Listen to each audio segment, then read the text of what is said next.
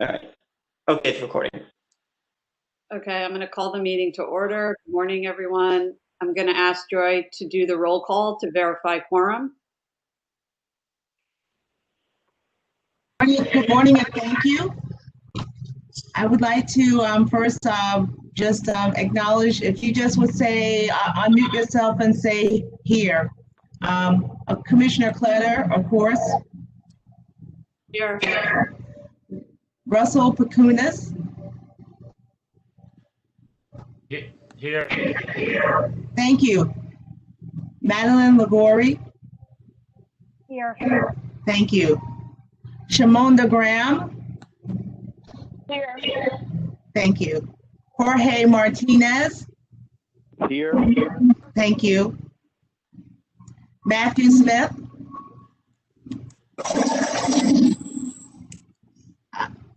I see you, Matthew. Thank you. Joseph Gregory. Here. Thank you. Douglas Swan. Here. Thank you. Jared Whittington.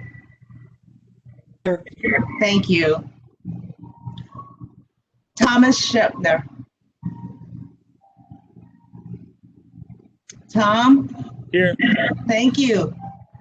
And I understand that Elizabeth Nauer will not be joining the call, so we have a quorum. Great, thank you. Is there a motion to adopt for the June 11th? If you're on a phone, please mute yourself if you're on a phone. Thank you.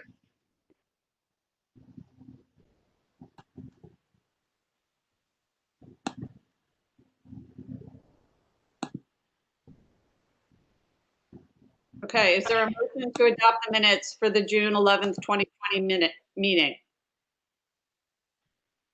Motion. Does anyone have any corrections? I'm going to ask for a vote to approve the minutes as presented or as corrected, which there are none. So does anyone have a no vote on the minutes? Please speak up now. Okay. So unanimously approve the motion adopting the minutes for the June 11th meeting. Thank you. I'm going to ask Olga Statz to introduce the oath proposed rule regarding identification requirements for representatives who appear at oath. Hi, good morning, everybody. Nice to see everyone.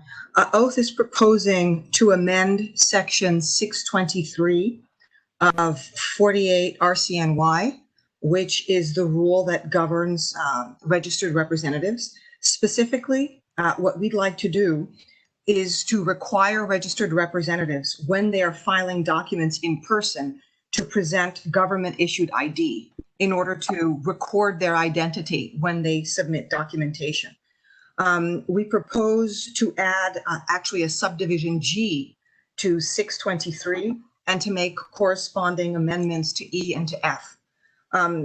So basically, this is a rule that came about because DOI had been conducting investigations of certain fraudulent activities that were taking place at oath. And one of the difficulties it ran into was actually identifying the individuals who were engaged in that activity. So they felt that it would be important to record their identities to assist in their investigations going forward.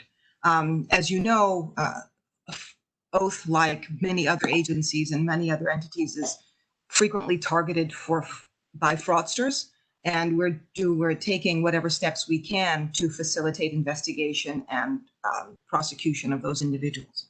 I'm happy to answer any questions.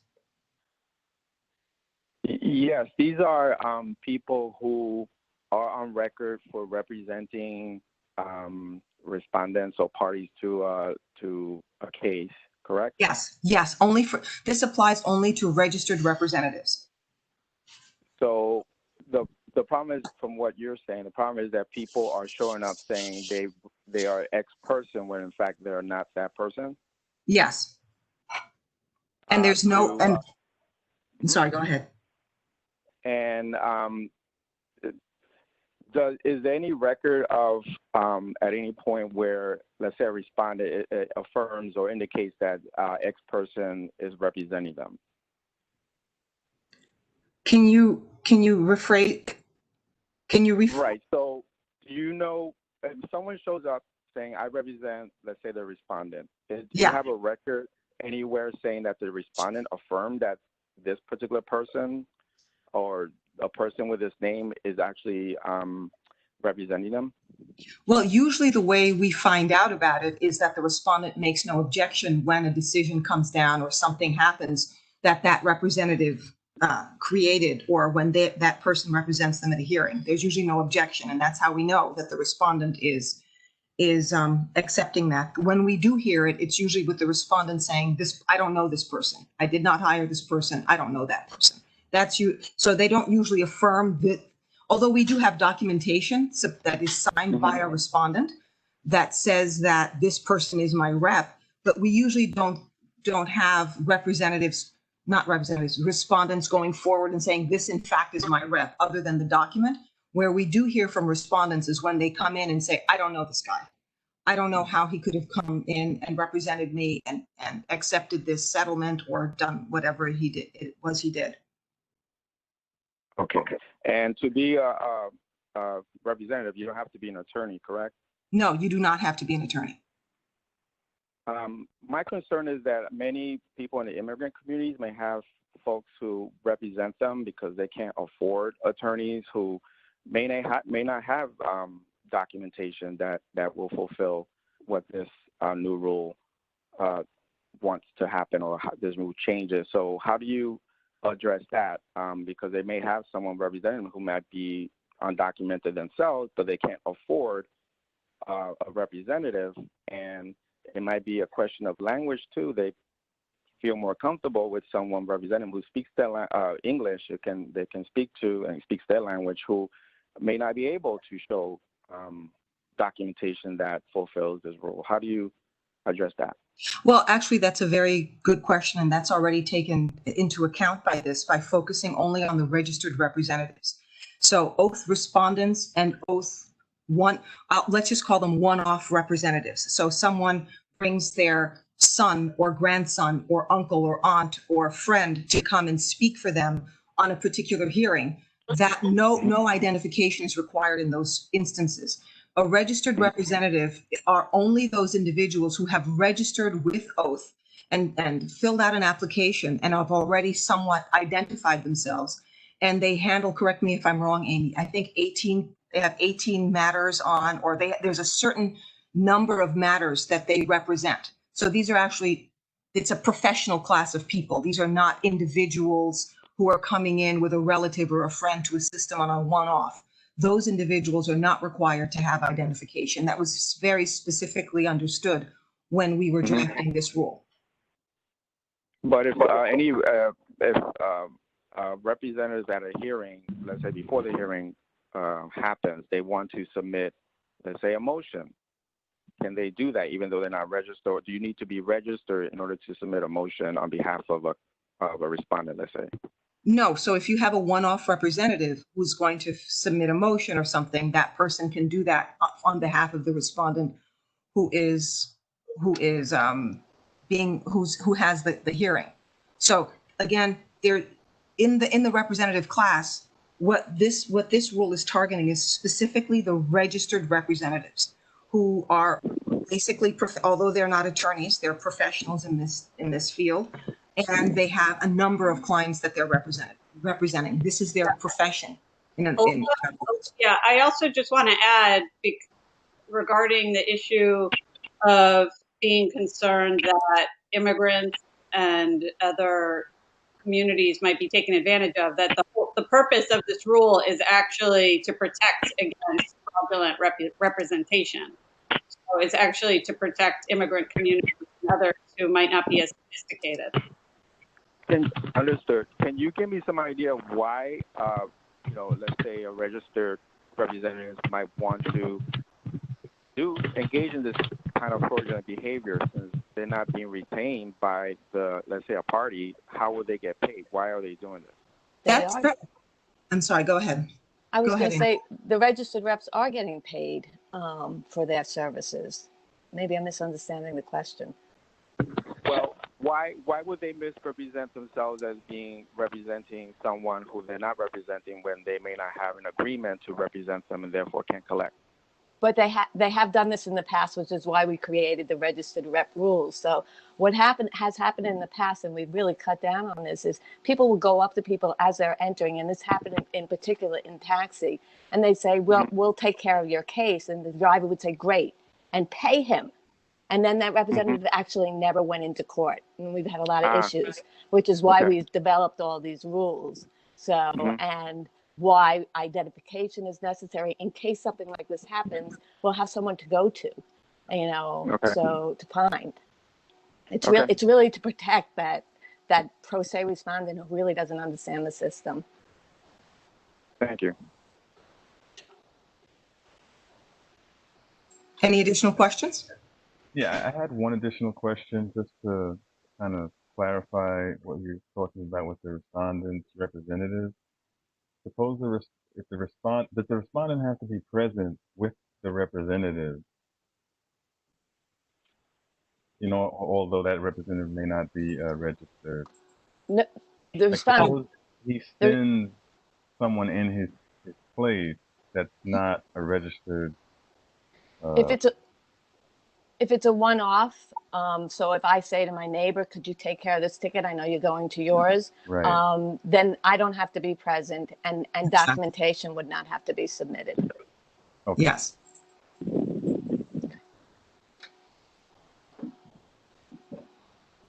Any other questions? Hi, this is Tom. Do we have a practice of like people absconding, like they're just unfindable? Say that again, I'm sorry. Do we have a practice or a problem with people just being impossible to reach? I mean, is ID helping us track them down? Well, actually, in this the case that created the straw that broke the camel's back, there was someone who was submitting fraudulent documents on behalf of individuals. And when we were able to figure out that this person had done it, he was able to say, it wasn't me, someone used my name. And so that's another aspect of this, to be able to actually identify the people who are submitting the fraudulent documents. So this is not so much about, this is about making sure we have the right person, making sure we are linking the fraudulent activity to the right person and not falsely accusing someone. Or Yeah, when that makes perfect sense. And just one other quick thing: what are we going to do to safeguard some of this information? Because I mean, it could be sensitive. Driver's license. Well, the passport. only thing we're doing, and this was actually I think it works out very well. The only thing that has to be done, we're not taking photocopies of the identification. The only thing that has to be done is that the government issued ID has to be presented to a member of the clerk's office. That person looks at the ID and checks off a little box at the bottom of the form that says ID reviewed. So there's no, so the sensitive information on that identification is not recorded. It's just that a clerk is basically affirming that he or she actually saw the identification and is checking off and affirming that they saw the identification. So that if we're looking for that person, we have that as proof that this person on this day, this clerk on this day, looked at something that was either a driver's license or any other kind of license, and that person's name appeared on that, and it was a validly issued government ID. So we're not recording the sensitive information. We thought that through also. Thanks. No problem. Okay, I'm going to ask for a motion to approve. Motion. Thank you. Joy, please do a roll call vote. Okay, I will begin the roll call on the ID rule. Joni Kletter, Yes. Russell Pacunas. Russell, Yes. Madeline LaGlory, Yes. Shamanda Graham, Yes. Jorge Martinez, Yes. Matthew Smith. Yes. Thank you. Joseph Gregory. Yes. Douglas Swan. Yes. Jared Whittington. Yes. Thomas Shepner. Thank you. Was unanimously passed. Okay. Understanding today. Go on mute. Everybody, please go on mute. So I just want to find a date for the next board meeting now before Shamanda leaves. Are there proposed dates? Joy, do we have a proposed date for the next board meeting?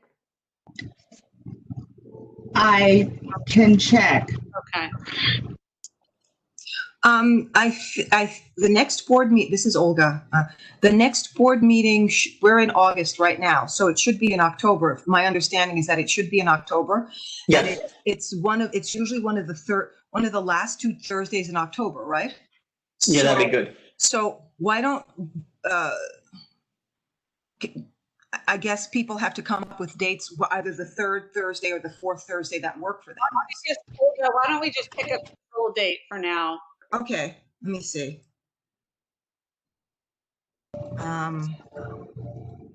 Okay, how about the Hello, can you hear 22nd? me? This is Shimon Graham. Yeah, I'm usually on vacation the last week, the Halloween week in October. So if you guys can do the Thursday before the 3rd Thursday, which is the one we usually do, that would be great for me.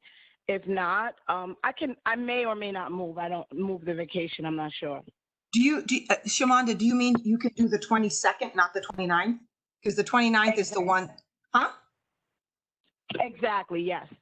Okay, so far the suggested date is October 22nd. Okay. And then I guess and then maybe we can do then the next meeting for December, just to have the next 2 meetings set.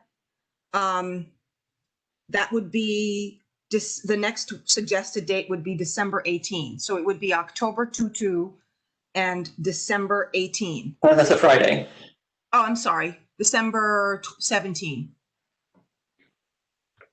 Do those work for people? I think they're great because we beat the Christmas rush. Yes. Yep. Okay, great. It may not be a rush, but I agree with you. Well, the Christmas frenzy to go off on vacation. Yeah, although I don't know how many people are going on vacation this year, but. Right. Okay, so let's put a hold for those 2 dates. Thank you. I'm going to ask for a motion to go into executive session to discuss some new decisions in the cases listed in the judicial report. Motion. Motion.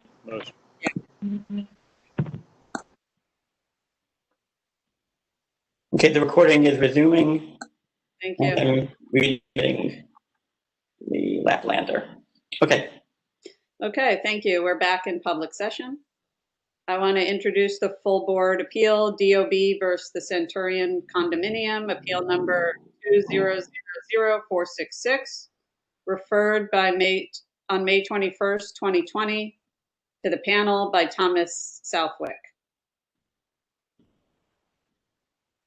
I'm going to ask for a motion to approve the revised decision. Motion. I'm going to call for a vote. Joy? Thank you. Thank you. Okay, we're going to start with Commissioner Clutter, Yes. Russell Pecunas. Yes. Thank you. Madeline LaGrory. Yes. Thank you. Shamanda Graham.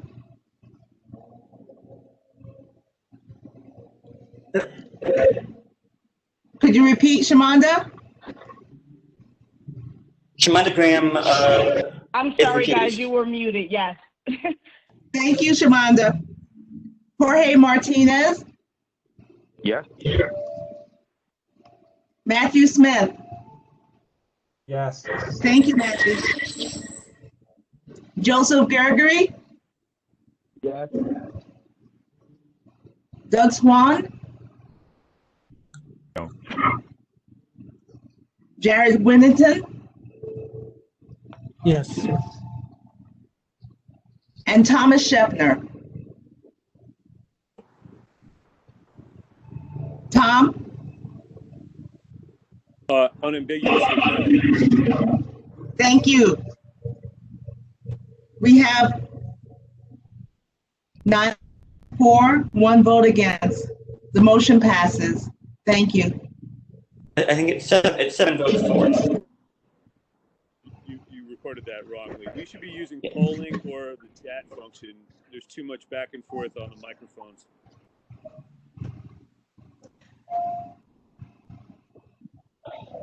Seven votes for, 2 votes against, 1 abstention. What was the second vote against? I'm sorry, I missed that. It's Doug. He voted against. And the second Yes, vote and against? Tom. Oh, thank you. Thank you so much. Thank you so much. The results, correct? Do have 7 in favor and 2 against. Thank you. Okay. That's all of our official business for today. Are there any other comments? I had a couple. This is Tom Spetner. In the last meeting, I had asked about how many more penalty schedules we were going to move, and I don't know if that's still happening, but do we have a sense of what we were going to do about that?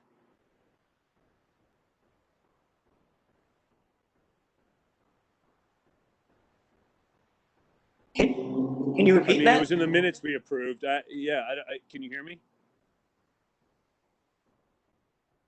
Yeah, we had discussed at the prior meeting how many more penalty schedules needed to be moved as part of the 2-year reshuffle. And we said we were going to come back with some stats on that.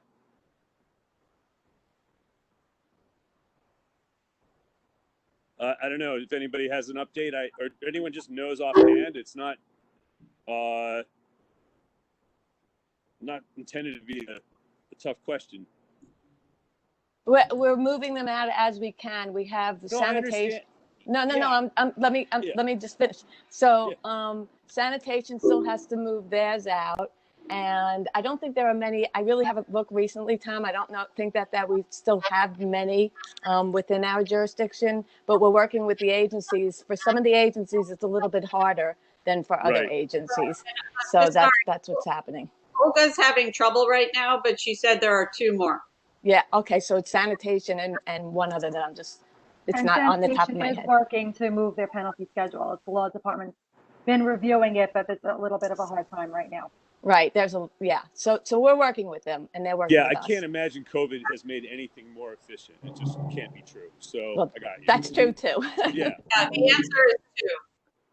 Yeah. So second question or topic I wanted to raise was just online hearings.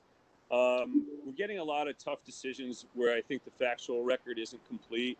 And I think that's just not anyone's really fault. It's just a structural shortcoming of the online forum. It doesn't allow any iterative, or it cuts down on the opportunity for iterative fact finding in the terms of, you just can't cross-examine a document. You can't necessarily follow up every angle the way you might in a fairly straightforward discussion on a telephonic hearing where a hearing officer might probe a question. So I do want to raise this because I feel like it's been a steady problem. It seems somewhat chronic, and I want to explore how to get the record better. It may result in a higher conviction rate. I accept that. I just want to make sure that these are factually more complete. because I think sometimes the person says, I really sweep all day long, and we tag them with a fine when the fact is they have a super that's there from 8 to 6 who really his job is all day long to do that. And the question isn't really twice daily, it's whether it's the reasonableness of the super. Like if it's Madison Square Garden, it's probably not sufficient because there's concerts at night. But if it's a tree-lined street in Ditmas Park, it's probably okay. So we need to kind of understand, I think the record in a lot of these cases in a lot more of a nuanced way, and I feel like the forum doesn't lend itself well to that. Yeah, and I just want to be clear for the record, when Tom says online hearing, he's referring to our one-click Yeah, thank you. form. Yeah, just so people don't confuse what the online hearing means. And one of the issues, one of the kind of things we're discussing is at the top of the form on the webpage, making it clear that people have the option to do a telephonic hearing. It is on our webpage in multiple places, but it's not on the actual page where people fill out that one-click form. So I do want to make that more conspicuous, that people have the option to have a telephonic hearing, because I think it is a very convenient way to have a hearing. And I agree that in terms of being able to present evidence and make arguments, obviously to create a fuller factual record, it's better to have a hearing where people are in discussions and answering questions, right? So I do understand what you're saying around the challenge with the one click. I will say that there are some people that don't want to participate in a hearing and would rather just submit their documents via an online form. And that's their right to do that, even if it results in a process that involves less evidence and discussion, right? So I don't know, Amy, do you want to add anything to what I just said? No, I agree with you. I mean, we are trying to promote the hearing by telephone, especially since all hearings are being done by telephone. We are trying to increase adjournments. We do grant adjournments with questions to the respondents, and a lot of times we don't get responses. So we just, rather than default, we decide the case based on the original submission. And then I agree that for some people, like for myself with a parking ticket, I don't go to parking, I write it in, and I know I have more of a chance of losing the case when I write in than if I appeared in public, but it's the expediency of it. So, but we hear your concerns and we're trying to address them. So can I just respond very briefly? I think it's really important that we do make that disclosure that telephonic is available. I don't think people appreciate how probably it could be somewhat better. So I think that's a very positive, good thing to make sure that people understand their options. And I do credit Amy especially the thing you said where people don't reply. If people don't reply, we should get that into the record.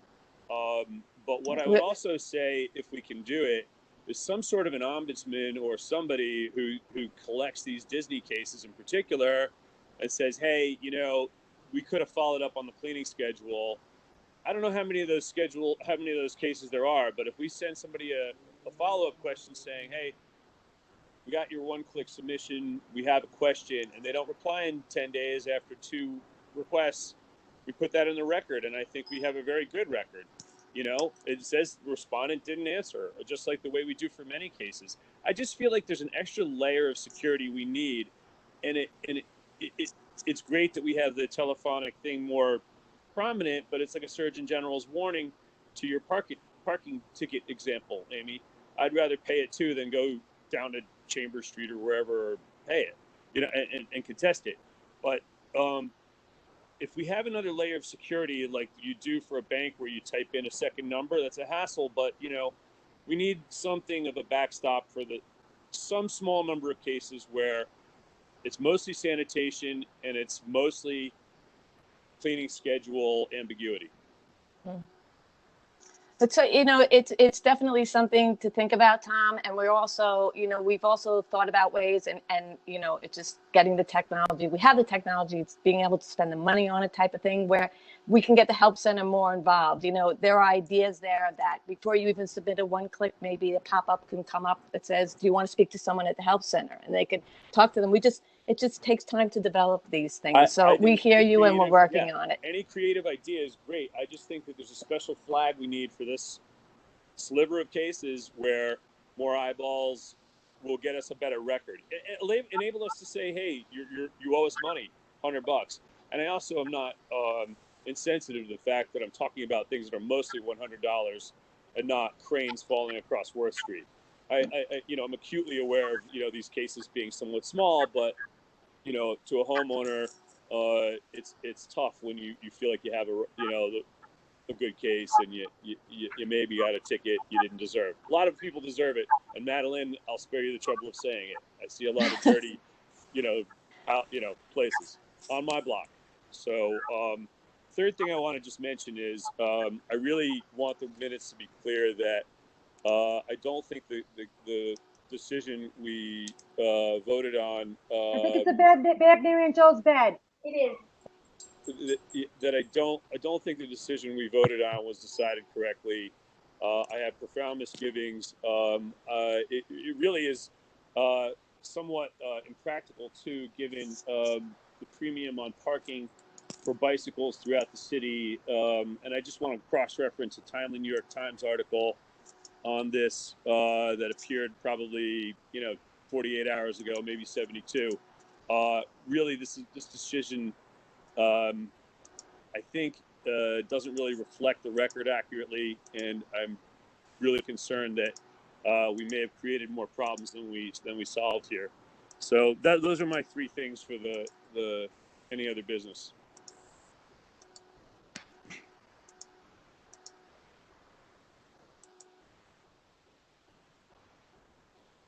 Okay.